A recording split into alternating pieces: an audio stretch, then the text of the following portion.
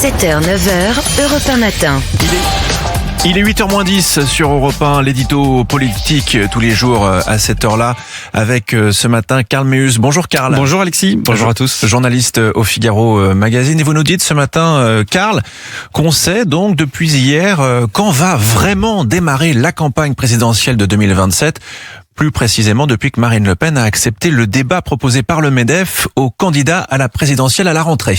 Oui, certains avaient cru que la campagne avait démarré avec la vague de meetings des principaux candidats, de Jean-Luc Mélenchon à Édouard Philippe. Mais s'ils ont fait le plein de leurs sympathisants, ça n'a pas fait bouger beaucoup de choses dans l'opinion. D'autres assuraient qu'elle était lancée avec la décision de Marine Le Pen d'être candidate, malgré sa condamnation en appel et son pourvoi en cassation. Un déplacement en province plus tard, rien n'a véritablement bougé là non plus. Là-dessus, les vacances d'été sont arrivées et les candidats comme les Français semblent avoir décidé de profiter de cette période pour se reposer. D'autant que cette fois-ci, on en est sûr, le démarrage de la campagne présidentielle se fera à Roland-Garros le 27 août. Attendez, Karl, il faut éclairer les auditeurs d'Europe 1. Quel rapport entre le tournoi de Roland-Garros, ce tournoi du Grand Chelem parisien, et la politique sur le papier?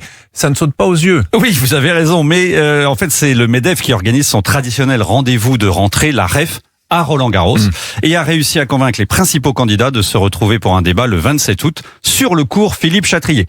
Jean-Luc Mélenchon, Raphaël Glucksmann, Gabriel Attal, Édouard Philippe, Bruno Retailleau et donc Marine Le Pen ont donné leur accord pour débattre de leurs propositions économiques. Ce rendez-vous est donc un moment crucial, même s'il arrive assez tôt. Crucial car c'est la première fois que les principaux protagonistes se retrouveront pour débattre sur une même estrade. Crucial car ils vont devoir parler de la principale préoccupation des Français dont on a parlé cette semaine, le pouvoir d'achat.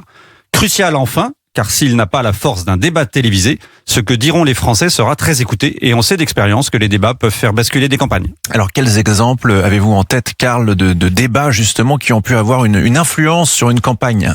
Prenez 2011, la primaire de la droite et du centre. Le favori des sondages, c'est Alain Juppé. Tous les observateurs estiment que son challenger principal, c'est Nicolas Sarkozy. Peu mise sur François Fillon. Les débats vont totalement bouleverser la hiérarchie et permettre aux Sartois de récupérer les suffrages des sympathisants de droite qui ont regardé les débats. Ce sera un raz-de-marée qui ne laissera aucune chance à ses concurrents. Plus près de nous, le débat télévisé organisé par TF1 le 20 mars 2017, avant le premier tour. 10 millions de téléspectateurs électeurs sont devant leur poste. C'est ce soir-là que Jean-Luc Mélenchon dénoncera les fameuses pudeurs de gazelle des présentateurs, mais c'est surtout ce soir-là qu'il prendra l'ascendant sur son concurrent à gauche, Benoît Hamon. Avant le débat le 14 mars, dans les sondages, notamment Ipsos, le socialiste est devant l'insoumis, 12,5% des intentions de vote contre 11,5% à Mélenchon. Après le débat, le 31 mars, l'insoumis passe devant, 15% contre 10%. Sa progression se poursuivra même jusqu'à 20% le 12 avril, toujours selon Ipsos, quand Benoît Hamon, lui, sera tombé à 7,5%. Vous voyez l'importance de réussir un débat ? Je vous écoute attentivement et je comprends, Karl. Mais là, nous serons qu'en août 2026, assez loin du premier tour de la présidentielle qui se tiendra le 18 avril 2027. Beaucoup de choses peuvent se passer donc entre ces deux dates. Bien sûr, vous avez raison Alexis, on sera très loin du premier tour, mais pour autant, ce débat du 27 août est quand même aussi crucial pour deux autres raisons que celles que j'ai évoquées tout à l'heure. Il peut permettre à un candidat de cranter une proposition dans l'opinion et de prendre l'avance sur un de ses concurrents. On pense au duel entre Glucksmann et Mélenchon, à Attal par rapport à Édouard Philippe, Bruno Retailleau par rapport à Marine Le Pen. Mais surtout, si les candidats déçoivent, ne se dévoilent pas, ne créent pas de désir dans l'opinion, ils ouvrent la porte à ce qu'on appelle les candidats de l'automne. Vous savez, ces candidats qui ne sont pas encore officiellement en campagne, mais qui se préparent pour rafler la mise. C'est d'eux dont les 6 vont devoir se méfier dans les prochains mois.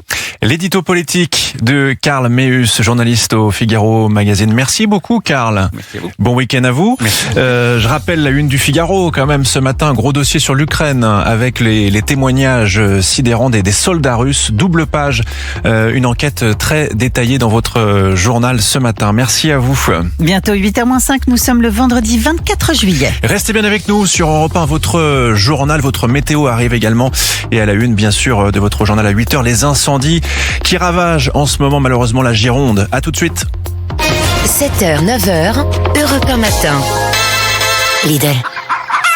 Et j'ai minci, non? Tu trouves pas? Ah mais carrément quoi, j'allais te le dire. C'est vrai, tu trouves? Attends, tourne-toi pour voir. Prendre un poulet qui a minci pour parler de nos émincés de filet de poulet façon gyros, ça vaut pas le coup.